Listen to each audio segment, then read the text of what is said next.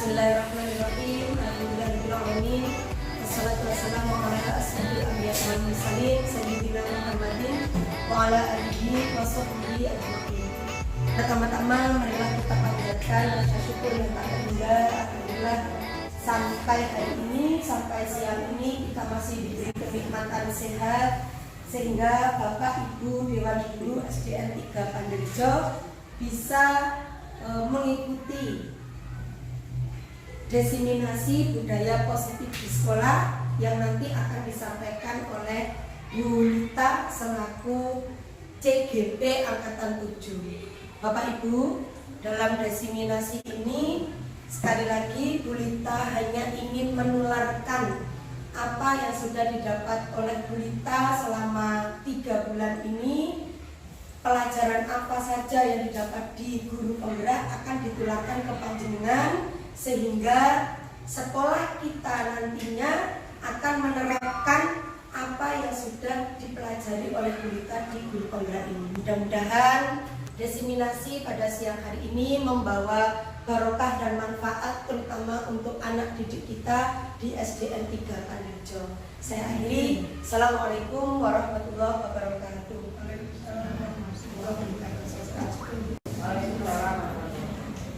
Terima kasih sebelumnya atas kesediaan Bapak Ibu rekan-rekan SDN 3 Panderjo. Pada kesempatan kali ini saya ingin berbagi yang nyata. Emang kalau ilmu saya yang saya dapatkan dari penggerak ini hanya saya dapatkan sendiri. Kalau bisa ya ilmunya saya berikan kepada semuanya dan bisa bermanfaat untuk siswa-siswi kita. Kali ini saya akan mendiseminasikan budaya positif di sekolah. Ya.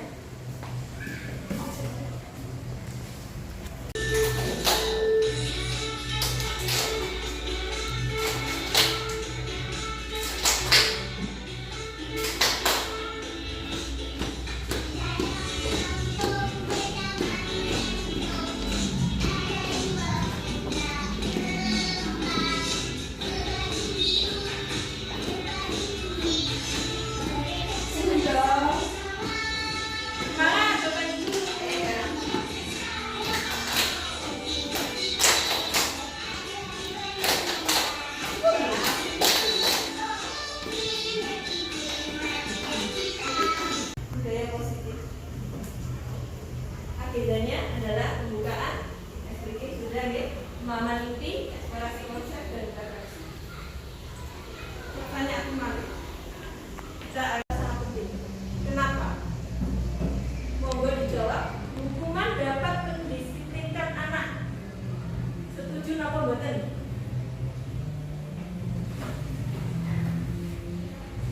Bisa apa tidak Bapak Ibu? Hukuman dapat mendisiplinkan anak. Monggo tulis pendapatnya.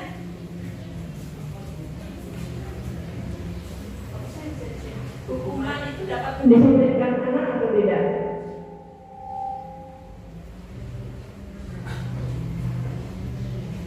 Gak apa-apa. Gak ada bisa.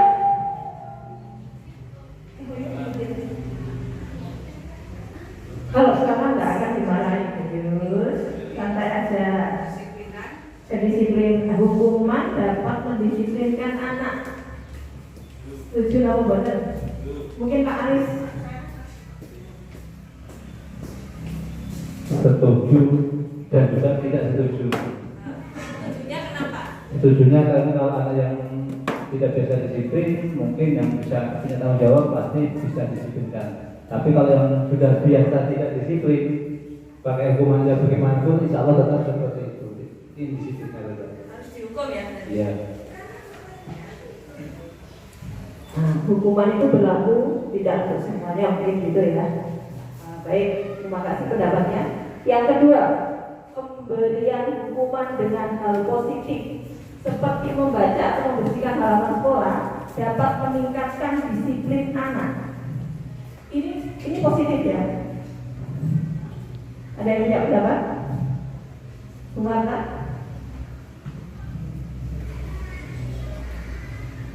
hukuman hal positif. Katanya tadi hukuman setuju. Berarti kalau dihukum hal positif kan lebih setuju. Gitu. Gimana Pak Aris?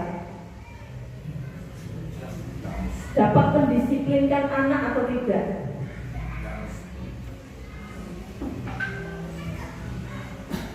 Tiga, memberi penghargaan dapat meningkatkan motivasi belajar anak. Selama ini kita biasa akan memberikan penghargaan, misalkan pujian atau hadiah gitu ya. Bisa meningkatkan motivasi belajar anak atau tidak? Bisa, ya. Bisa, baik kita akan bahas nanti berikutnya.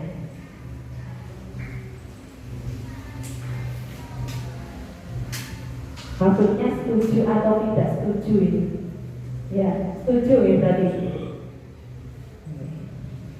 Nanti yang akan kita pelajari adalah disiplin positif, artinya apa? Nilai-nilai kebajikan universal, teori motivasi, hukuman dan penghargaan, keyakinan kelas, kebutuhan dasar manusia dan dunia berkualitas, restitusi, dan segitiga restitusi. Saya yakin Bapak Ibu Guru semuanya sudah sangat berpengalaman dalam mengatasi masalah-masalah kepada siswa. Namun, kalau saya sendiri merasakan ada anak yang menyimpang itu kadang tidak akan terselesaikan masalahnya ya. Kok arek ini balik ini nih, kok arek ini balik ini nih. Nanti kita akan bahas di sini ada semua Mbak Marta. Kemarin kayaknya Mbak Marta gelisah dengan satu siswa ini, habis diingatkan kok gini lagi ya. Nanti ada langkah-langkahnya. Ya, ini ada permainan ya. Kita akan merubah paradigma. Sebenarnya yang bisa mendisiplinkan anak itu siapa? Apakah Bapak Ibu Guru atau anak itu sendiri?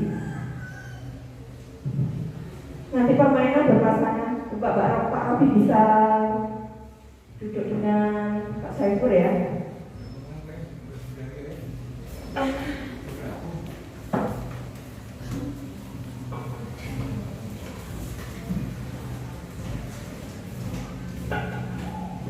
Nah, perubahan paradigma nanti setelah kita bermain ini akan bisa merubah cara pandang kita tentang mendisiplinkan anak. Kegiatan kepala tangan ada A dan B, misalkan ya berpasangan ya. Sobeklah secara kertas, nanti saya beri ini. Tuliskan benda atau sesuatu yang sangat berharga untuk Anda. Sesuatu yang berharga. Letakkan di salah satu tangan Anda dan genggam sesuatu tersebut dengan segala daya. Buatlah sebuah kepalan ya. Kemudian teman Anda yang B akan mencoba dengan sekuat tenaga dengan berbagai cara untuk meminta Anda memberikan benda tersebut. B bisa membujuk, bisa mengancam, menghadir, merayu, menyuap, apa saja agar dapat membuka kepala tangan Anda. Jadi yang satunya ini benda berharga. Dengan sekuat apa bisa mempertahankan ini? Atau mungkin dengan bersedia membuka dengan sendirinya tanpa dipaksa juga bisa, ya kan?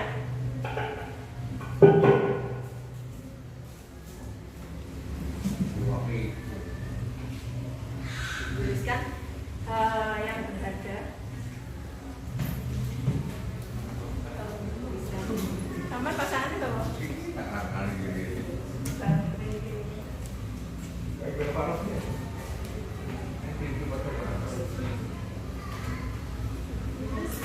Coba mungkin ada yang mau mempraktekkan di depan. Dari sama Sumarta bisa mempraktekkan di depan hal yang paling berharga.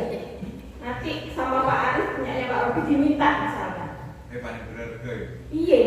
Robi diminta yo sampai Pak Aris dikeri kok Robi. Tukaran. Tukaran. Itu mungkin dia lo Pak Aris. Akan sulit untuk memperbaiki diri. Kemudian ilusi bahwa semua penguatan ada pada saat rujukan gagal. Kolaborasi dan konsensus menciptakan pilihan-pilihan baru. Nah ini ya, jadi kalau dipaksakan, dibujuk, gagal, misalnya sih gagal. Kolaborasi dia menang kalah. Nah kalau anak ini diperlakukan kalah, nanti dia juga akan frustasi dan lebih melakukan tindakan yang tidak kita inginkan. Jadi model berpikirnya menang-menang. Pasti anak ini punya kesempatan untuk memperbaiki diri.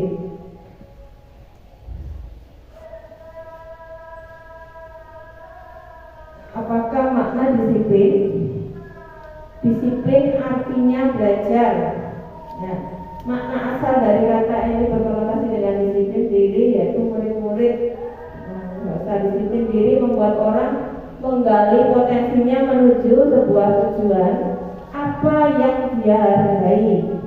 Namun dalam budaya kita, makna kata disiplin telah berubah menjadi sesuatu yang dilakukan seseorang kepada orang lain untuk mendapatkan kepatuhan. Ya kan, disiplin itu belok. Manut boleh, gak kerja kok aku diseneni dihukum kan gitu. Nah, kecenderungan umum adalah menghubungkan kata disiplin dengan ketidaknyamanan. Anak merasa tidak nyaman dengan disiplin itu. Salah itu, ya. Jadi bukan dengan apa yang kita hargai. Seharusnya anak itu bisa sadar bahwa disiplin itu memang perlu, itu hal yang baik yang harus saya lakukan. Kita munculkan kesadaran diri itu atau pencapaian suatu tujuan mulia. Nah, tujuan mulia tadi ya, nilai-nilai kebajikan universal. Nah, nilai-nilai kebajikan adalah sifat-sifat positif manusia yang merupakan tujuan mulia yang ingin dicapai individu. Nilai-nilai tersebut bersifat universal. Setiap perilaku perbuatan memiliki suatu tujuan dengan mengaitkan nilai kebajikan yang diyakini, maka motivasi intrinsik akan terbangun. Nah, nilai-nilai kebajikan apa kalau yang selama ini, yang sekarang relevan untuk diterapkan pada anak-anak itu adalah apa? Yang sekarang sedang hits.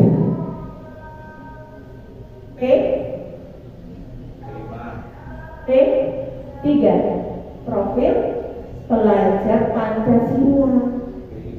Jadi diarahkan ke sana, nilai-nilai kebajikan universalnya. Ketika anak itu melakukan hal yang negatif, kita tanya, anak ini jadi anak yang seperti apa? Arahnya nanti ke P3.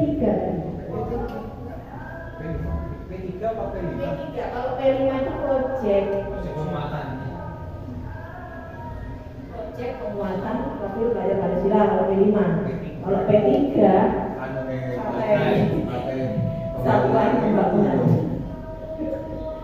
Ya, pembelajaran teori motivasi, hukuman, penghargaan dan restitusi. Mungkin Pak Ari sudah dapat yang biologi Amerika. Teori motivasi perilaku manusia. Kita sebagai manusia pasti kadang melakukan sesuatu karena ada dorongan atau motivasi. Motivasi itu ada 3 macam, yaitu yang satu, menghindari ketidaknyamanan atau menghindari hukuman. Oh, apa yang akan terjadi apabila saya tidak melakukannya? Tadi ya, motivasi karena menghindari hukuman. Kayak aku gak bayar PR, besok aku dihukum sampai berburu. Nah, gitu kan? Nah, itu adalah motivasi eksternal. Sifatnya itu kalau eksternal itu sementara. Dia akan patuh sementara, nanti suatu saat dia akan mengulangi lagi. Karena dari eksternal tadi. Kemudian yang kedua, motivasi mendapatkan imbalan dari orang lain. Apa yang akan saya dapatkan apabila saya melakukannya? Aku besok juga nilai aku dulu akan nunggu. Bisa aku dikasih permen sampai dulu aku datang pagi, aku rajin. Itu nggak baik juga. Motivasi eksternal. ya, karena sesuatu, bukan dari dirinya sendiri. Kemudian yang ketiga, untuk menghargai dirinya sendiri. Saya akan menjadi orang yang seperti apa bila saya melakukannya. Inilah yang dituju, motivasi internal. Ya, tujuan dari disiplin itu adalah untuk menghargai dirinya sendiri. Ya. Ini menjadi anak yang seperti apa? Maksudnya anak seperti apa itu ya nilai-nilai kebajikan universalnya tadi. P3, merdeka. Jadi kalau sudah kita menganut teori kontrol tadi, ini sangat berhubungan sekali dengan kata merdeka, ya, karena yang mengontrol kan diri kita sendiri, berarti kan merdeka. Kalau menurut KHD Ki Hajar Dewantara, merdeka itu artinya tidak hanya terlepas dari perintah, akan tetapi juga cakap kuat memerintah diri sendiri, bisa mengendalikan diri dari hal-hal yang tidak baik. Dihukum oleh penghargaan. Saya tidak akan lama-lama, langsung aja, nggak usah banyak ngomong. Ini langsung tak sampaikan. Nah, dihukum oleh penghargaan, pengaruh jangka pendek dan jangka panjang. Penghargaan itu berlaku sama dengan hukuman sebetulnya. Dalam arti meminta atau membujuk seseorang melakukan sesuatu, memenuhi suatu tujuan tertentu. Dari orang yang meminta atau membujuk, dorongannya eksternal dan akan ada faktor ketergantungan. Beberapa dampak dari pemberian penghargaan yaitu apa? Pengaruh jangka pendek dan jangka panjangnya ada. Nanti kalau dia dapat penghargaan dan ketika dia tidak mendapatkannya lagi, ini contoh yang paling mudah itu apa? Pemberian ranking. Ya, bisa. Pemberian ranking itu bisa. Kalau dia di semester ini misalkan dapat ranking 1, di semester berikutnya kalau dia tidak ranking 1, dia akan kepikiran, ya kan? Kepikiran, dia merasa dihukum. Dia harus, itu sama aja dengan dihukum dia. Penghargaan mengurangi ketepatan. Penghargaan tidak efektif, penghargaan merusak hubungan, ya, merusak hubungan dengan temannya, membuat iri, gitu ya. Penghargaan menurunkan kualitas, mematikan kreativitas. Kadang, wis pengen siji, dek wis gak mampu, wis akhirnya dengan berbagai cara dia lakukan. Ya contoh ya, aku ngerpek apa piye, ya. Gak kreatif, akhirnya sama yang lain, terpaksa tadi karena terpaku dengan penghargaan tadi. Penghargaan mengurangi motivasi intrinsik, jelas. Pengaruh jangka pendek lain. Penghargaan efektif jika kita menginginkan seseorang melakukan sesuatu yang kita inginkan dalam jangka waktu pendek, tidak apa-apa, ya. Jika kita menggunakan penghargaan lagi dan lagi, maka orang tersebut akan bergantung pada penghargaan yang diberikan serta kehilangan motivasi dari kita.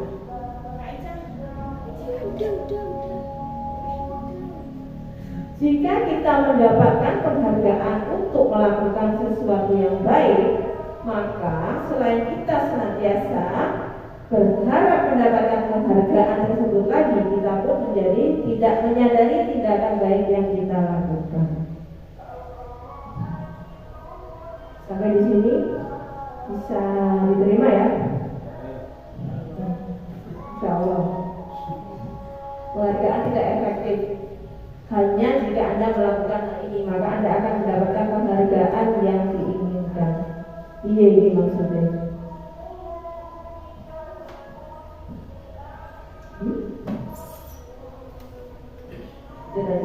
Jika saya mengharapkan suatu penghargaan dan tidak mendapatkannya, maka saya akan kecewa dan berkecil hati, serta kemungkinan lain kali saya tidak akan berusaha sebelumnya? Nah, jelas ya. Penghargaan merusak hubungan mengakibatkan rasa iri, motivasinya hanya sesaat untuk menyenangkan guru dan menciptakan persaingan kelas.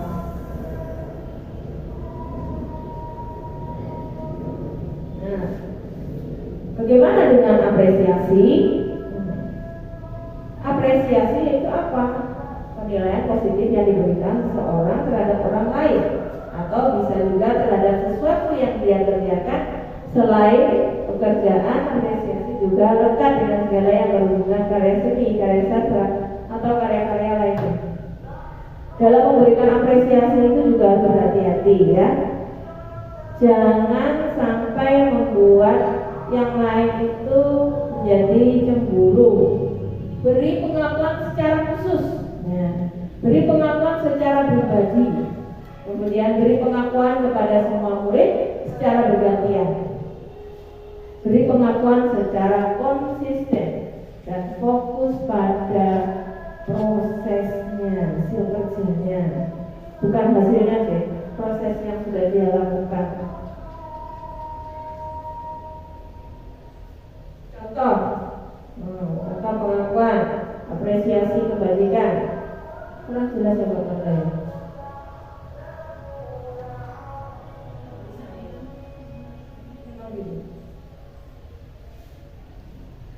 Ya. Jadi misalkan begini, kemarin saya perhatikan, ya pembukanya begitu. Kemarin saya perhatikan rasa empatimu besar sekali. Nah, situasinya bagaimana? Pada saat menolong murid baru di kelas. Nah itu. Jadi kalau memberikan apresiasi itu secara pribadi. Kemudian saya menghargai kepedulianmu pada saat kamu membantu teman-temanmu di tugas kelompok. Ya, jadi jangan disampaikan ketika ada temannya yang lain. Jadi Bapak Ibu guru bisa menyampaikan secara pribadi. Terima kasih untuk rasa tanggung jawabmu pada saat kamu memungut kertas-kertas yang berserakan di lantai.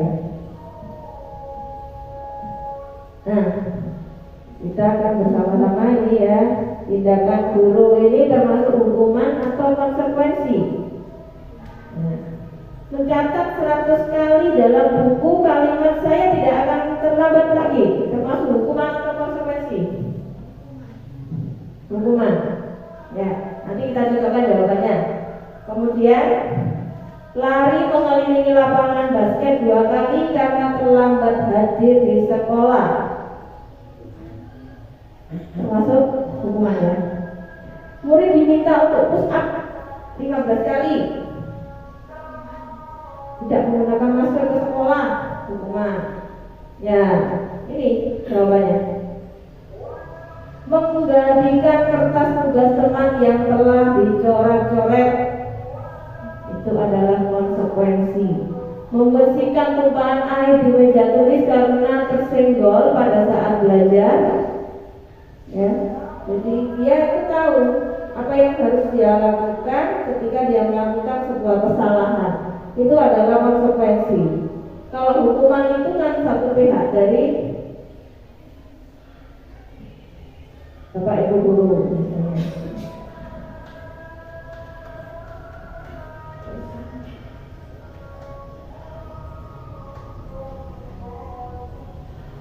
Murid disuruh untuk mengenakan sepatu seharian di sekolah karena tidak mengenakan sepatu hitam. Termasuk apa? Hukuman. Lari mengelilingi lapangan basket 2 kali karena terlambat 10 menit untuk pelajaran BCOK. Termasuk konsekuensi.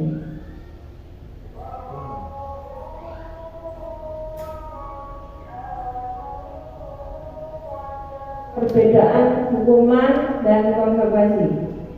Kalau hukuman, sesuatu yang menyakitkan harus terjadi. Pokoknya gue itu harus terlambat, dia itu berdiri di depan di lapangan tengah. Kalau konsekuensi, sesuatu harus terjadi. terjadi tapi tidak menyakitkan, ya. Membuat anak sakit fisik, biasanya kalau hukuman itu. Kalau konsekuensi, membuat anak merasa tidak nyaman dalam jangka waktu yang pendek. Kalau hukuman itu membekas di hati, itu tadi yang disampaikan Bu tadi, jangan sampai membekas di hati anak kalau mengingatkan, ya. Karena itu termasuk hukuman. Anak membenci kedisiplinan. Nah, kalau kita memberikan hukuman, anak itu jadi benci dengan yang namanya kedisiplinan. Nah, tapi kalau konsekuensi, anak dapat menghargai disiplin. Kemudian hukuman mendorong anak menyakiti diri sendiri, mendorong anak agar mudah menyesuaikan diri konsekuensinya. Hukuman, konsep diri yang buruk, konsep diri yang baik kalau konsekuensi itu, ya. Hukuman lagi, anak belajar untuk menyembunyikan kesalahan. Harus dihukum, terlalu banyak dihukum, akhirnya dia tidak akan jujur kalau berbuat salah. Takut, dia menyembunyikan kesalahannya. Kalau konsekuensi, anak belajar untuk mematuhi peraturan, diberi kesempatan dia merasa masih berharga. Nah, ini masih berharga, masih punya harga diri. Kemudian marah, rasa bersalah, dipermalukan, merasa tak dihargai. Biasanya kalau hukuman kan begitu dampaknya. Kalau konsekuensi, kehilangan hak, dibuat tidak nyaman, diasingkan untuk sementara, ya. Nah, hanya itu saja. Nah, untuk sementara, ya, kehilangan haknya, dibuat tidak nyamannya hanya sementara. Nah, untuk mengatasi itu semua, ini adalah yang namanya restitusi. Apa restitusi? Restitusi adalah proses menciptakan kondisi bagi murid untuk memperbaiki kesalahan mereka, sehingga mereka bisa kembali pada kelompok mereka. Dia tidak akan dibully dengan teman-temannya lagi, ya, bisa kembali kepada teman-temannya, gak izin yang konconin, dengan karakter yang lebih kuat. Oh, saya ini ternyata, saya tahu saya itu salah, saya masih bisa memperbaiki kesalahan. Restitusi juga merupakan proses kolaboratif yang mengajarkan murid untuk mencari solusi untuk masalah mereka dan membantu murid berpikir tentang orang seperti apa yang mereka ingin menjadi dan bagaimana mereka harus memperlakukan orang lain.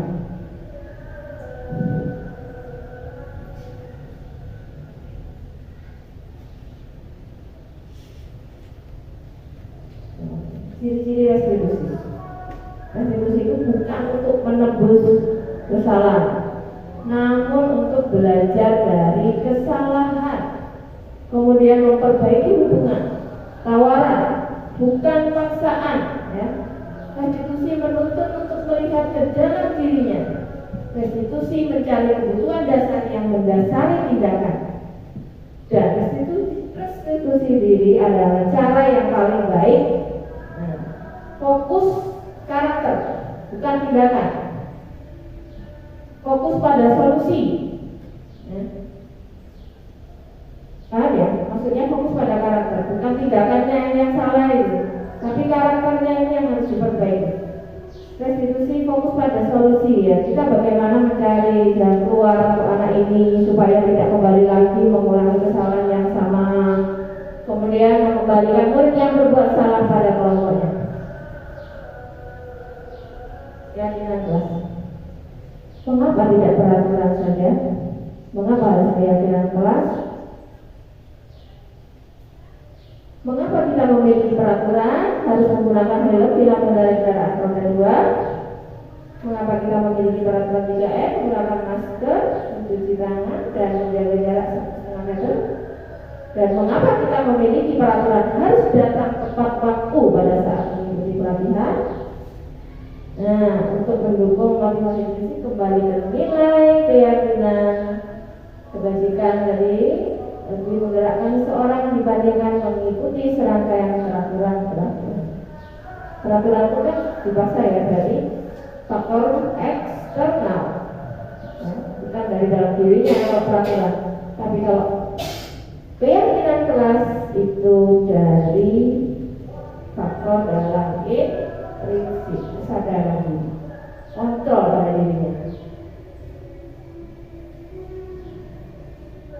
Nah, peraturan kelas berubah menjadi keyakinan kelas.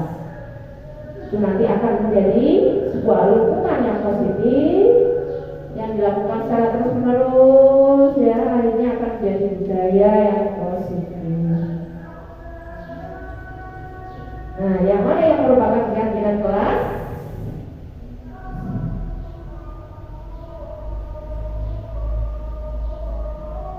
Keyakinan kelasnya yang mana?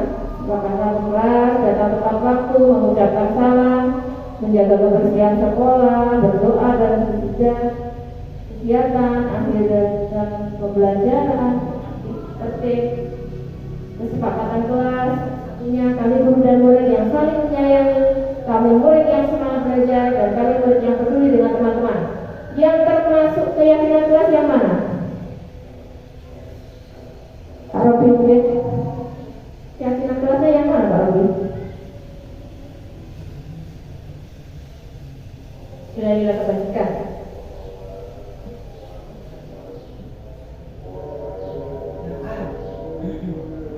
Yang sebelah kiri atau yang sebelah kanan maksudnya? Maksudnya sebelah kiri atau sebelah kanan, termasuk keyakinan.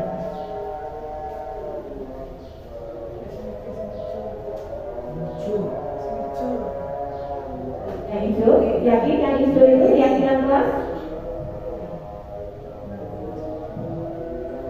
Itu sebetulnya yang satunya kesepakatan kelas, yang satunya keyakinan kelas.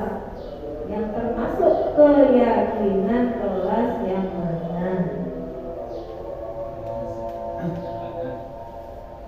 Buatan yang mana buatan? Sebelah kanan ya. Iya, betul buatan. Itu adalah keyakinan kelas. Ya. Kalau dulu kita yang akhir-akhir itu pernah ya kita dapat kesepakatan kelas ya. Sekarang berubah menjadi keyakinan kelas.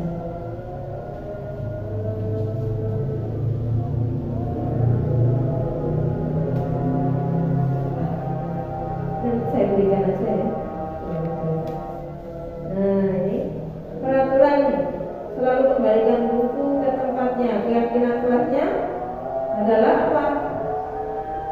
Peraturannya selalu kembalikan buku ke tempatnya, berarti keyakinan kelasnya adalah rasa tanggung jawab.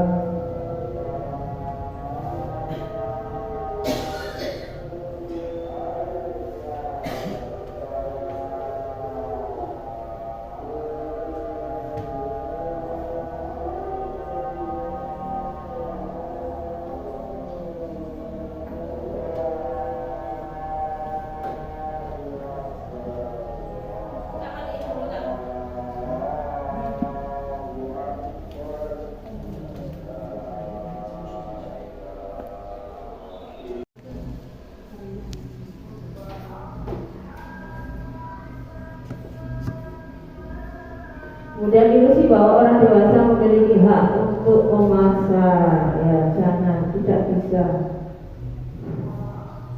Perubahan paradigma stimulus respon menjadi teori kontrol atau teori pilihan. Siapa sesungguhnya yang memiliki kontrol? Ya kalau di stimulus respon itu dulu kan zaman kita kuliah pakai teorinya stimulus respon ya Pak saya. Sekarang diganti teori kontrol. Apa itu? Nah, kita mencoba mengubah orang agar berpandangan sama dengan kita. Sama, misalkan kita dengan murid, ya, mencoba merubah murid bahwa lek menang itu api, lek kelas tertentu itu api kan gitu kan. Siswa itu kita ajak berpandangan yang sama. Tapi kalau teori kontrol tidak, kita berusaha memahami pandangan orang lain tentang dunia. Kita beri pandangan kepada siswa kita, ya. Siswa kita itu kan berbeda-beda cara pandangnya, latar belakangnya, ya. Mereka punya pilihan. Kemudian perilaku buruk dilihat sebagai suatu kesalahan. bersikap negatif itu kan mesti kita salahkan ya. Kamu itu salah. Semua perilaku itu memiliki tujuan. Pasti punya alasan. Anak-anak itu berbuat negatif itu punya tujuan. Ya. Kemudian orang lain mengontrol saya. Hanya Anda yang bisa mengontrol diri Anda. Saya bisa mengontrol orang lain. Ada pada saat tujuan gagal. Kolaborasi dan konsensus menciptakan pilihan-pilihan baru. Nah ini ya.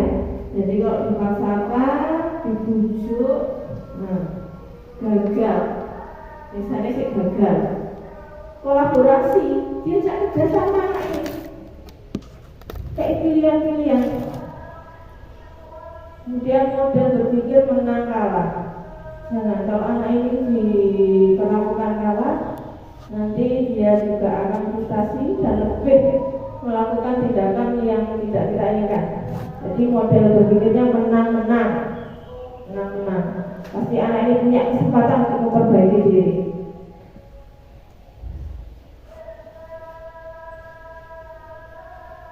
Apakah makna disiplin? Disiplin artinya belajar. Nah, makna asal dari kata ini berkonotasi dengan disiplin diri, yaitu murid-murid. Bahasa disiplin diri membuat orang menggali potensinya menuju sebuah tujuan apa yang dia hargai.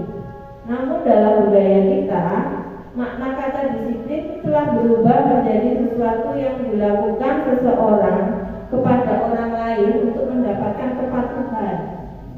Ya kan, disiplin itu belok.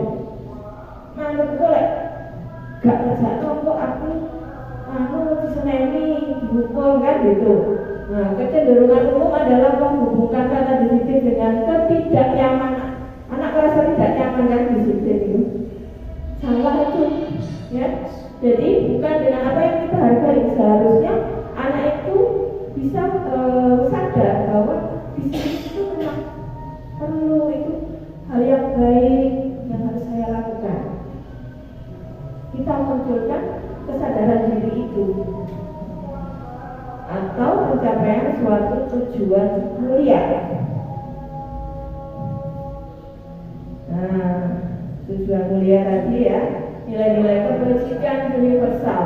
Nah, nilai-nilai kebajikan adalah sifat-sifat positif manusia yang merupakan tujuan mulia yang ingin dicapai individu. Nilai-nilai tersebut bersifat universal. Setiap perilaku perbuatan memiliki suatu tujuan dengan mengaitkan nilai kebajikan yang diakini, maka motivasi intrinsik akan terbangun. Nah, nilai-nilai kebajikan apa kalau yang selama ini, yang sekarang relevan untuk diterapkan pada anak-anak itu adalah apa? Yang sekarang sedang hits.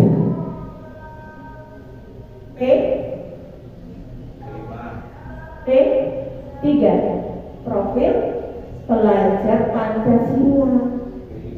Jadi diarahkan ke sana, nilai-nilai kebajikan universalnya. Ketika anak itu melakukan hal yang negatif, kita tanya, kamu ini jadi anak yang seperti apa? Arahnya nanti ke P3. P3 apa P5? P3, kalau P5 itu project penguatan profil pelajar Pancasila. Kalau P5, kalau P3 satuan pembangunan. Ya, pembelajaran teori motivasi, hukuman, penghargaan dan restitusi. Mungkin Pak Ari sudah dapat yang biologi Amerika. Teori motivasi perilaku manusia. Kita sebagai manusia pasti kadang melakukan sesuatu karena ada dorongan atau motivasi. Motivasi itu ada 3 macam, yaitu yang satu, menghindari ketidaknyamanan atau menghindari hukuman. Oh, apa yang akan terjadi apabila saya tidak melakukannya? Tadi ya, motivasi karena menghindari hukuman.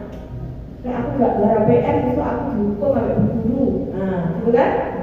Nah, itu adalah motivasi eksternal. Sifatnya itu kalau eksternal itu sementara. Dia akan patuh sementara, nanti suatu saat dia akan mengulangi lagi. Karena dari eksternal tadi. Kemudian yang kedua, motivasi mendapatkan imbalan dari orang lain. Apa yang akan saya dapatkan apabila saya melakukannya? Aku sesuk juga nilai aku nilai aku. Bisa aku dikasih permen sampai nilai aku datang pagi aku rajin. Itu nggak baik juga. Motivasi eksternal. Ya, karena sesuatu bukan dari dirinya sendiri. Kemudian yang ketiga, untuk menghargai dirinya sendiri. Saya akan menjadi orang yang seperti apa bila saya melakukannya. Inilah yang dituju. Motivasi internal. Ya, tujuan dari disiplin itu adalah untuk menghargai dirinya sendiri. Ya. Ini menjadi anak yang seperti apa? Maksudnya anak seperti apa itu ya nilai-nilai kebajikan universalnya tadi. P3 merdeka. Jadi kalau sudah kita menganut teori kontrol tadi, ini sangat berhubungan sekali dengan kata merdeka. Ya, karena yang mengontrol kan diri kita sendiri, berarti kan merdeka. Kalau menurut KHD Ki Hajar Dewantara, merdeka itu artinya tidak hanya terlepas dari perintah, akan tetapi juga cakap kuat memerintah diri sendiri, bisa mengendalikan diri dari hal-hal yang tidak baik. Dihukum oleh penghargaan. Saya tidak akan lama-lama, langsung aja, nggak usah banyak ngomong. Ini langsung tak sampaikan. Nah, dihukum oleh penghargaan, pengaruh jangka pendek dan jangka panjang. Penghargaan itu berlaku sama dengan hukuman sebetulnya. Dalam arti meminta atau membujuk seseorang melakukan sesuatu, memenuhi suatu tujuan tertentu dari orang yang meminta atau membujuk, dorongannya eksternal dan akan ada faktor ketergantungan. Beberapa dampak dari pemberian penghargaan yaitu apa? Pengaruh jangka pendek dan jangka panjangnya ada. Nanti kalau dia dapat penghargaan dan ketika dia tidak mendapatkannya lagi, ini contoh yang paling mudah itu apa? Pemberian ranking. Ya, bisa? Pemberian ranking itu bisa.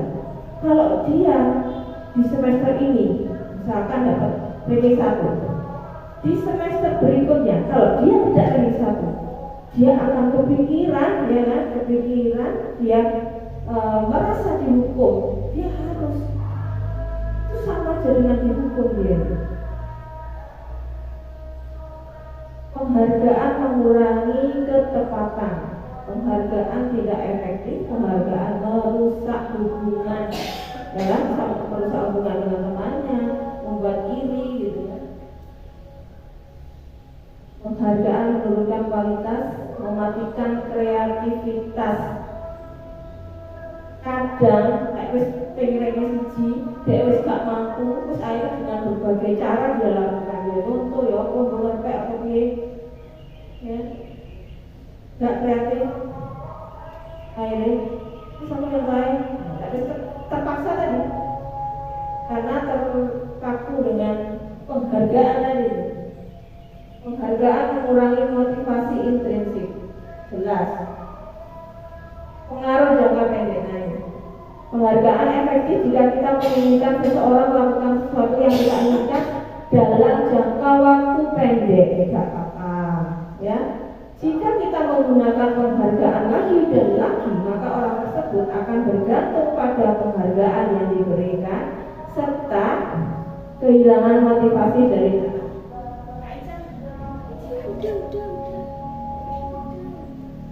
jika kita mendapatkan penghargaan untuk melakukan sesuatu yang baik, maka selain kita senantiasa berharap mendapatkan penghargaan tersebut lagi, kita pun menjadi tidak menyadari tindakan baik yang kita lakukan. Sampai di sini bisa diterima ya? Insya Allah. Penghargaan tidak efektif hanya jika Anda melakukan hal ini, maka Anda akan mendapatkan penghargaan yang diinginkan. Iya, ini maksudnya.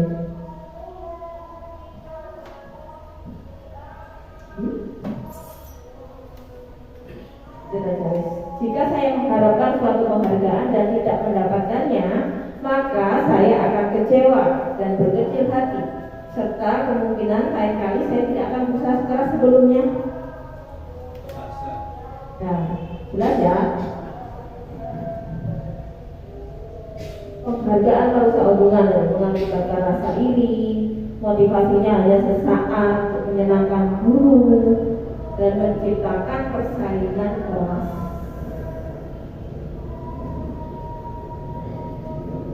Nah, bagaimana dengan apresiasi?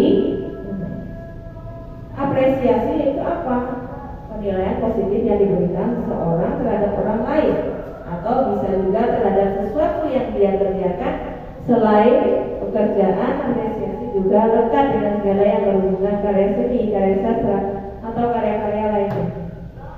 Dalam memberikan apresiasi itu juga harus berhati-hati ya. Jangan sampai membuat yang lain itu menjadi cemburu. Beri pengakuan secara khusus. Beri pengakuan secara pribadi. Kemudian beri pengakuan kepada semua murid secara bergantian. Beri pengakuan secara konsisten dan fokus pada prosesnya, hasil kerjanya, bukan hasilnya deh, proses yang sudah dia lakukan. Contoh pengakuan, apresiasi kebajikan. Kurang jelas ya buat Anda ya.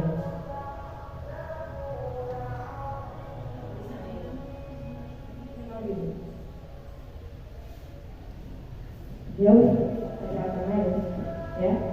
Jadi misalnya begini, kemarin saya perhatikan, ya pembukanya begitu. Kemarin saya perhatikan, rasa empatimu besar sekali. Situasinya bagaimana? Pada saat menolong murid baru di kelas. Nah itu, jadi kalau memberikan apresiasi itu secara pribadi. Kemudian saya menghargai kepedulianmu pada saat kamu membantu teman-temanmu di tugas kelompok. Ya, jadi jangan disampaikan ketika ada temannya yang lain. Jadi Bapak Ibu guru bisa menyampaikan secara pribadi. Terima kasih untuk rasa tanggung jawabmu pada saat kamu memungut kertas-kertas yang berserakan di lantai. Nah, kita akan bersama-sama ini ya, tindakan guru ini termasuk hukuman atau konsekuensi.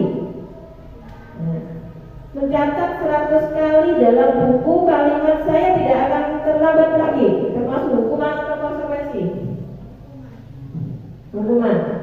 Ya, nanti kita cocokkan jawabannya.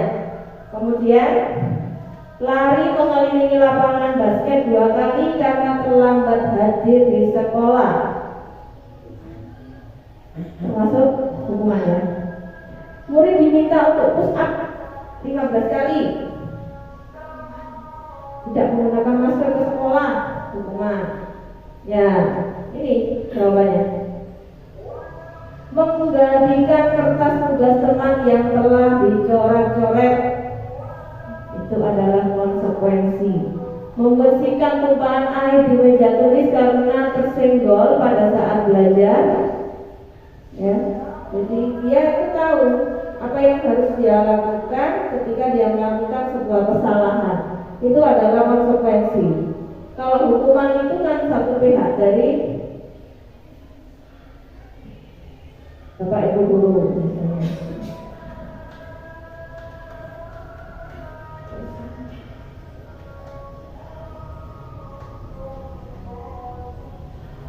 Murid disuruh untuk mengenakan sepatu sehari berlarian di sekolah karena tidak mengenakan sepatu hitam. Termasuk apa? Hukuman. Lari mengelilingi lapangan basket 2 kali karena terlambat 10 menit untuk pelajaran BCOK. Termasuk konsekuensi.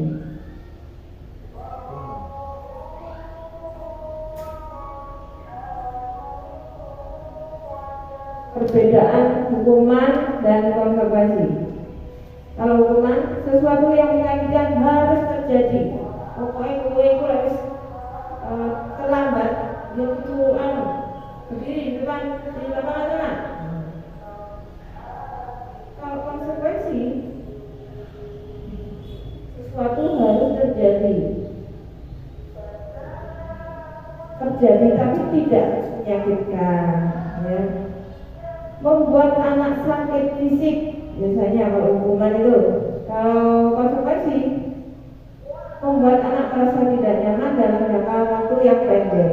Kalau hukuman itu membekas di hati, tetapi yang disampaikan Ibu tadi, jangan sampai membekas di hati anak-anak kalau mengingatkan, ya. Karena itu termasuk hukuman. Anak membenci kedisiplinan. Nah, kalau kita memberikan hukuman, anak itu jadi benci dengan yang namanya kedisiplinan. Tapi kalau konsekuensi, anak dapat menghargai disiplin.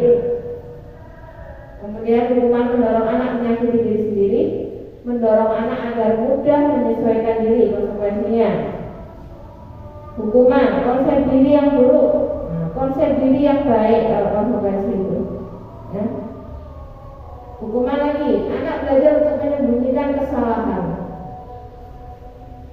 Harus dihukum, terlalu banyak dihukum, akhirnya dia tidak akan jujur kalau berbuat salah. Takut, dia menyembunyikan kesalahannya. Kalau konsekuensi, anak belajar untuk mematuhi peraturan, diberi kesempatan dia, merasa masih berharga. Nah ini masih berharga, masih punya harga diri. Kemudian marah, rasa bersalah, dipermalukan, merasa tak dihargai. Biasanya kalau hukuman kan begitu dampaknya. Kalau konsekuensi, kehilangan hak, dibuat tidak nyaman, diasingkan untuk sementara, ya. Nah, hanya itu saja. Nah, untuk sementara ya, kehilangan haknya, dibuat tidak nyamannya hanya sementara. Nah, untuk mengatasi itu semua, ini adalah yang namanya restitusi. Apa restitusi? Restitusi adalah proses menciptakan kondisi bagi murid untuk memperbaiki kesalahan mereka, sehingga mereka bisa kembali pada kelompok mereka. Dia tidak akan dibully dengan teman-temannya lagi, ya, bisa kembali kepada teman-temannya, gak isin yang kontrolnya. Dengan karakter yang lebih kuat. Oh saya ini ternyata, saya tahu saya itu salah, saya masih bisa memperbaiki kesalahan. Restitusi juga merupakan proses kolaboratif yang mengajarkan murid untuk mencari solusi untuk masalah mereka dan membantu murid berpikir tentang orang seperti apa yang mereka ingin menjadi dan bagaimana mereka harus memperlakukan orang lain.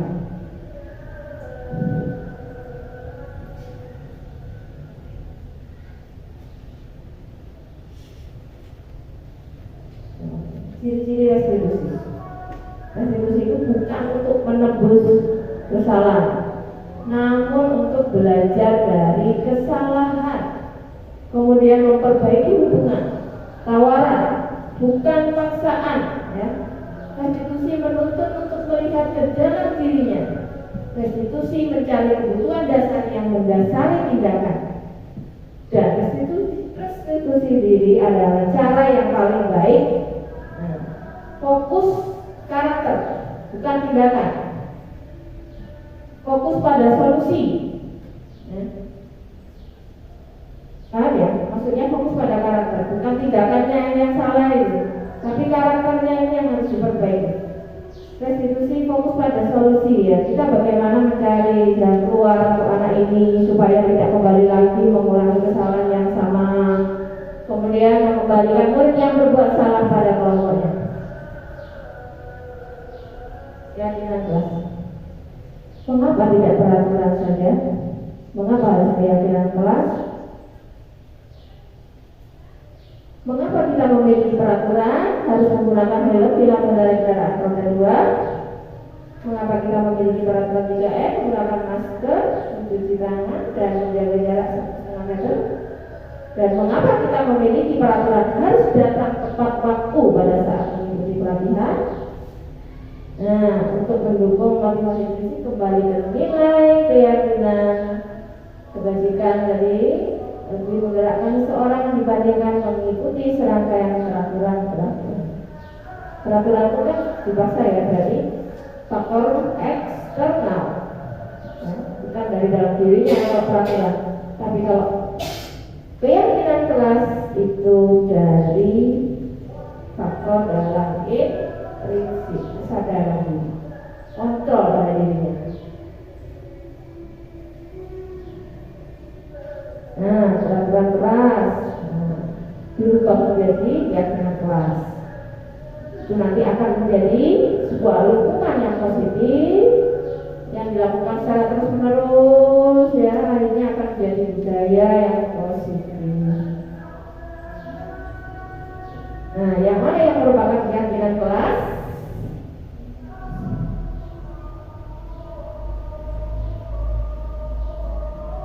Keyakinan kelasnya yang mana?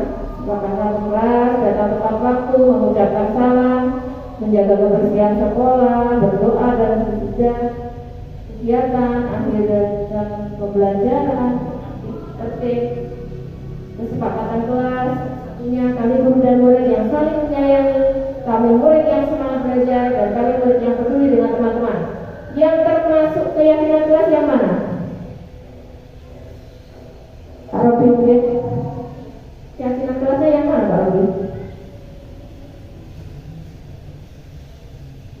Nilai-nilai kebajikan.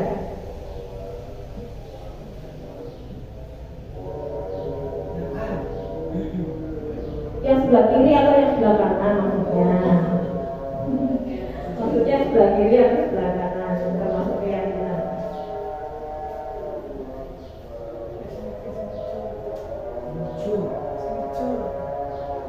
Yang hijau, yakin yang hijau itu keyakinan kelas? Itu sebetulnya yang satunya kesepakatan kelas, yang satunya keyakinan kelas. Yang termasuk keyakinan kelas yang mana? Buatan yang mana buatan? Sebelah kanan ya. Iya, betul buatan. Itu adalah keyakinan kelas. Ya. Kalau dulu kita yang akhir-akhir itu pernah ya kita dapat kesepakatan kelas ya. Sekarang berubah menjadi keyakinan kelas.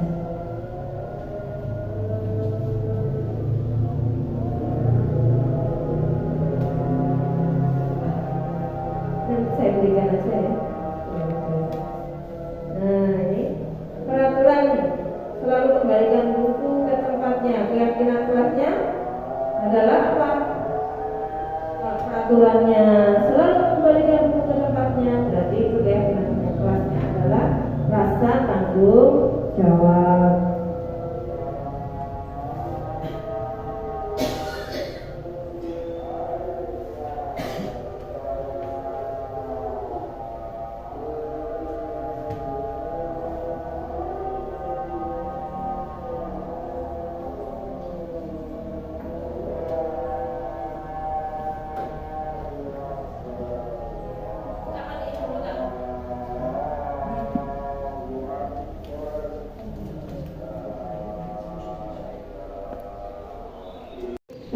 Jawabannya saya harap dikumpulkan ke saya ya. Nah setelah ini nanti ternyata sudah selesai. Terima kasih atas waktunya mau mendengarkan saya berbagi. Saya juga masih banyak kekurangan. Nanti kita bisa ngobrol, bisa diskusi bersama untuk anak didik kita semua. Baik, terima kasih atas waktunya. Wassalamualaikum warahmatullahi wabarakatuh.